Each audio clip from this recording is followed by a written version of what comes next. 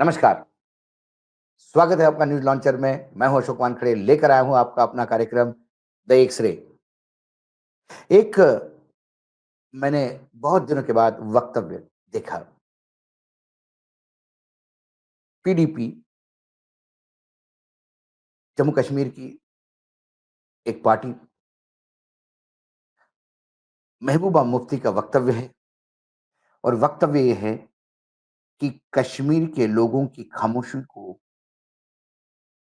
Normal सी ना समझे। फिर से मैं बोलता हूं, कश्मीर के लोगों की खामोशी को नॉर्मल सी ना समझे। और जब मुझे लगा कि इस वक्तव्य को कुछ तो है, क्योंकि बहुत दिनों के बाद मुफ्ती महबूबा मुफ्ती ने कुछ कहा है और जब इसने कड़े तेवर में कहा, तो जब मैंने उसे इस सिरे से देखा, तो मुझे बहुत सारी चीज़ें दिखाई दे रही हैं और मुझे कई बार ऐसा लगता है कि कहीं ये तूफ़ान के पहले की खामोशी तो नहीं। क्योंकि उन्होंने कहा कि चुनाव हुए, सरकार बनी, लेकिन सब कुछ सामान्य नहीं है और हम चुप हैं, तो इसको सामान्य स्थिति ना समझें। और यदि सामान्य स्थिति आप समझते, तो फिर भारत के गृह मंत्री रोज सुरक्षा को लेकर जम्मू कश्मीर की मीटिंग क्यों लेते? जम्मू कश्मीर के लेफ्टिनेंट गवर्नर या उपराज्यपाल सिन्हा साहब रोज श्रीनगर की मीटिंग अलग और जम्मू की मीटिंग अलग रोज क्यों लेते? हमें लगा कि जब नई सरकार आएगी, चुनावी प्रक्रिया से नई सरकार बनेगी, सरकार बनने के बाद कम से कम छापों का और टर्मिनेशन का सिलसिला तो बंद होगा। लेकिन लगता है ये बंद नहीं हुआ। उमर अब्दुल्ला, जो जम्मू कश्मीर के मुख्यमंत्री हैं, उनको उन्होंने गुजारिश की है कि आपके ऊपर एक बड़ी ज़िम्मेदारी है। 2019 में जिस नाजायज़ तरीके से 370 और 335 और 35 ए का खेल हुआ, क्या आपकी खामोशी इस पे मुहर लगाती है? और यदि इस पे आप मुहर लगाने जा रहे हैं, तो क्या यही आप चाहते हैं और सोचते हैं? उन्हें एक तरीके से सवाल पूछ के जवाब माँगा। उन्होंने कहा कि बीजेपी के लोग ऊँचे घोड़े पर बैठकर चुनावी प्रक्रिया पूर्ण होने के बाद और मुख्यमंत्री बार-बार बीजेपी की स्तुति करते हैं, गान करते हैं, इसको लेकर ये मत समझे कि बस जम्मू कश्मीर में अब सब कुछ ठीक हो गया है। क्योंकि वर्तमान मुख्यमंत्री के पिता ने स्वयं कहा कि जम्मू कश्मीर में चुनाव भी करवाइए, सरकार भी बनवाइए, लेकिन आतंक की घटनाएँ कम नहीं होगी। क्योंकि आतंक की घटनाओं के लिए जम्मू कश्मीर के लोगों से ज़्यादा पाकिस्तान ज़िम्मेदार है। उन्होंने कहा कि 16-17 2016-2017 में जो डेलीगेशन आया करता था दिल्ली से, जो मरहम लगाने का काम किया करता था ज़ख्मों पे जम्मू कश्मीर के लोगों के, वो रोड मैप आपको फिर से देखना होगा। जो मेरे पिता ने एक रोड मैप दिया था, उस पे काम करने की ज़रूरत है। उन्होंने कहा कि कई हमारे नौजवान आज भी जेल में हैं। आशा थी कि चुनाव होने के बाद सरकार बनेगी, तो वो लोग जेल से बाहर निकलेंगे। कई नौजवान ऐसे हैं कि जिनके ऊपर कोई मुकदमा भी नहीं है, बिना मुकदमे के जेल में सड़ रहे हैं, लेकिन उनकी कोई सुध लेने को नहीं है। उन्होंने आगे कहा कि बर्खास्तगी ये अभी भी बरकरार है। अभी एक दिन में 3 लोगों को सिन्हा साहब ने, उपराज्यपाल ने बर्खास्त किया। उसमें कांस्टेबल फिरदौस है और वो गंभीर रूप से घायल है। आतंकी हमले में उसको 85 टाँके आए हैं शरीर पे।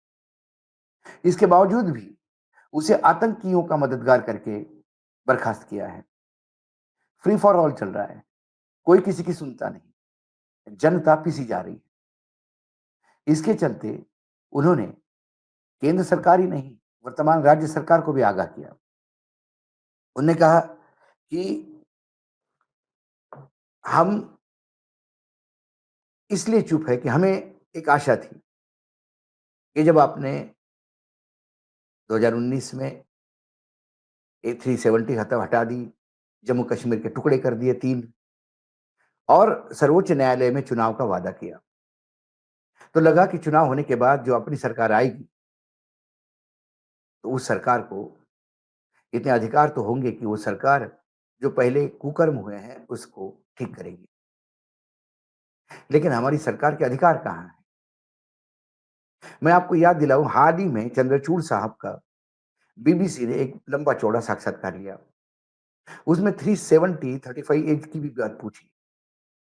जब उनने सवाल पूछा कि वहाँ तो लोकतंत्र खत्म हो गया है और लोकतंत्र खत्म होने के बाद वहाँ यूनियन टेरिटरी हो गई है, तो आप किस लोकतंत्र की बात करते हैं? तब चंद्रचूड़ ने जवाब दिया था कि नहीं, सर्वोच्च न्यायालय ने सरकार को डेडलाइन दी थी और उस डेडलाइन को चुनाव भी हुए।